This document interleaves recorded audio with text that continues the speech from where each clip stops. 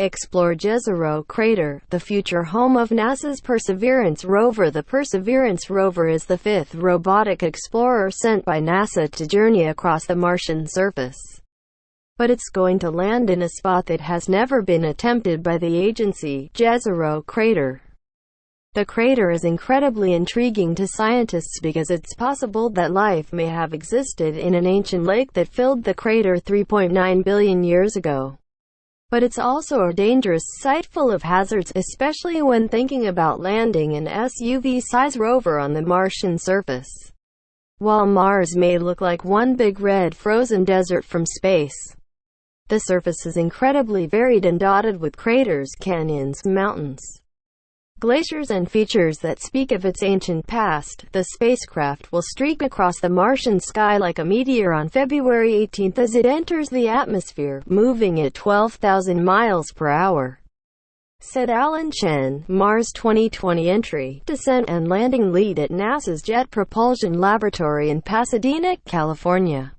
About 7 minutes later, the rover will slow down to softly land in Jezero Crater. This is known as the 7 minutes of terror at NASA because a time delay between Earth and Mars means that the agency can't interfere if something goes wrong during the landing. Perseverance is targeting a 28-mile-wide ancient lake bed and river delta, the most challenging site yet for a NASA spacecraft landing on Mars.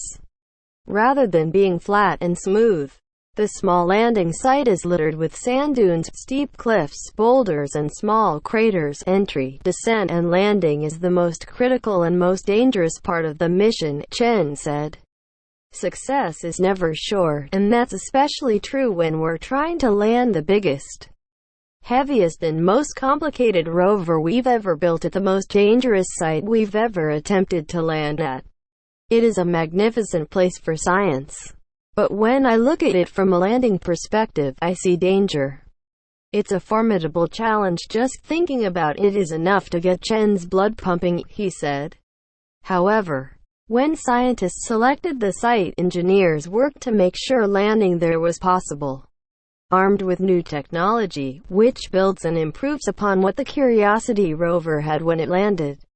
She's ready, Chen said of the Perseverance rover. And oh, the places she'll go. Meet Jezero Crater. Billions of years ago, Mars was a warm, wet place and likely at its most habitable, meaning that life could have existed on Mars. Over time, Mars lost its atmosphere and much of its water to become the dry, cold and inhospitable place it is today. If we could stand on ancient Mars, as it was 3.9 billion years ago, it may have even looked a bit like Earth, with rivers and lakes cutting into its surface. Something knocked into Mars, creating Jezero Crater, which then filled with water.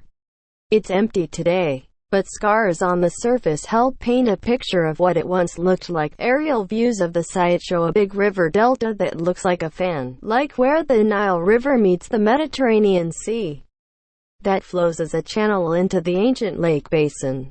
That lake overflowed out the other side, creating a channel moving away from the lake in the opposite direction, said Brian E. Horgan, Associate Professor of Planetary Science at Purdue University and a Perseverance science team member.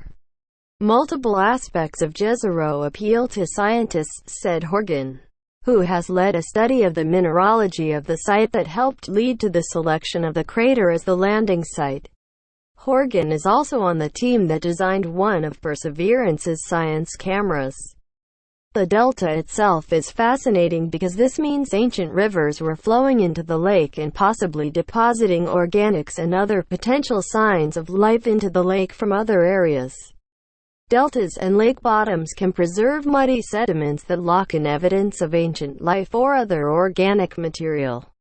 Boundaries between land and water are also a key place to look for evidence of past life. While there are other ancient lake and delta sites on Mars, Jezero has special mineral deposits that make it especially attractive from a science perspective, especially for a mission that aims to collect Martian samples and return them to Earth by the 2030s. These mineral deposits, called carbonates, are all over the crater, but they also form a feature likened to a bathtub ring around the inside of the crater and up against the rim behind the river delta, Horgan said. Carbonates are common on Earth and form due to interactions of water and rocks. This bathtub ring is thought to correspond with ancient shorelines or beaches of the lake, places for evaporating water to create minerals. It's possible that the lake once had beautiful white sandy beaches, Horgan said. In lakes on Earth, microbes like to grow in big colonies that essentially form mats just under the surface of the water. As carbonate minerals evaporated out of the water, they could have essentially trapped those microbial mats and biosignatures of life in place, Horgan said. These would act like microfossils of life on Mars. It's the holy grail of Mars astrobiology exploration, Horgan said. This could be our only chance to do a really detailed search for ancient life on Mars, learn more about the history of Mars, and even gain insight about our solar system and Earth. Before Mars lost most of its atmosphere to space, which scientists are still trying to understand, the planet likely had a thick atmosphere.